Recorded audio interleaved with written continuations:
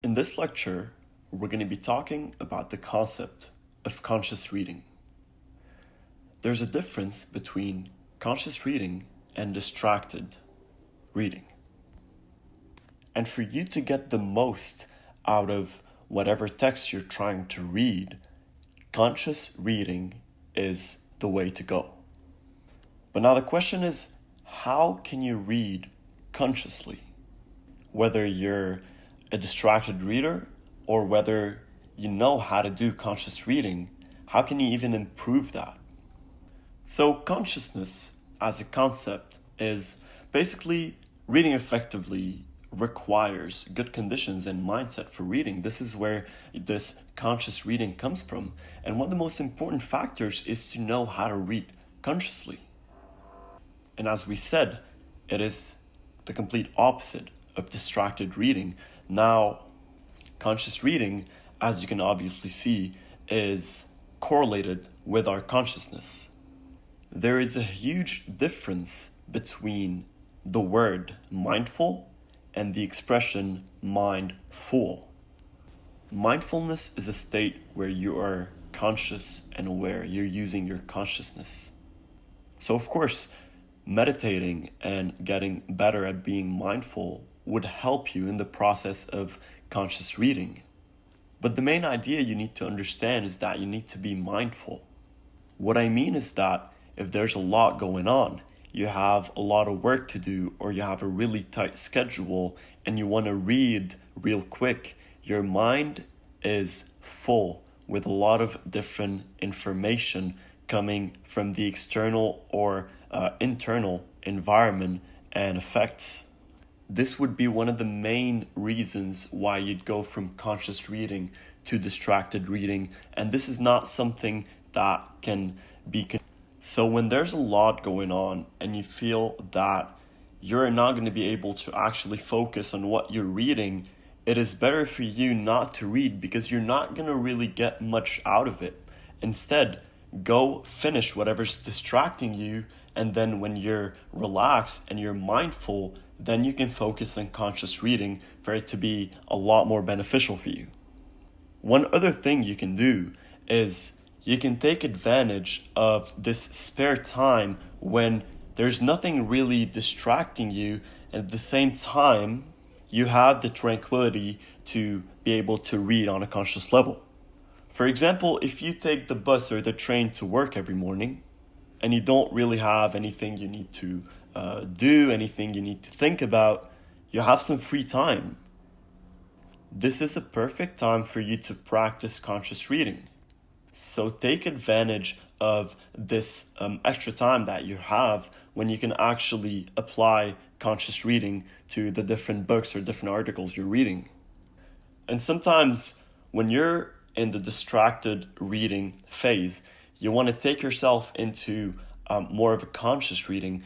Being distracted can just be a lack of focus, and you want to kind of defeat that to go into conscious reading. Two things that can help is, first, reading out loud, which of course doesn't help when it comes to speed reading, but as soon as you become conscious and you're really focused and concentrated, then you can switch up to out of these systems basically and practice your speed reading. So starting with an audiobook can be really helpful. When you're using more of your senses to be involved in the reading process, you're less likely to get distracted. So if you start with an audiobook, you listen to it while you read it, or you read out loud. These are factors that can help you at least get into the conscious reading state. And don't be too hard on yourself.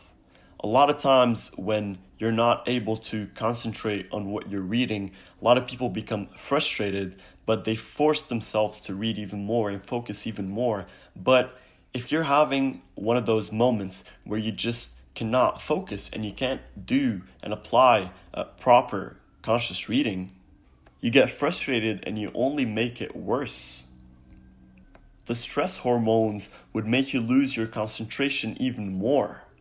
So stop being so hard on yourself.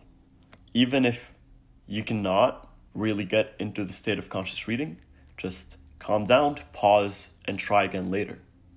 Now, lastly, there are some tricks that can help you out.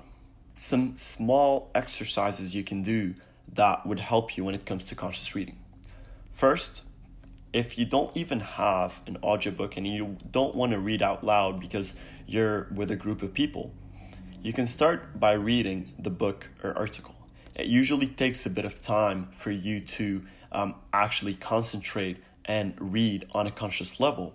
So when you start reading, just keep reading for 15-20 minutes, and then you can notice sometimes that you switch from how you were reading before when you were a bit distracted and how now you're a lot more focused on what you're reading.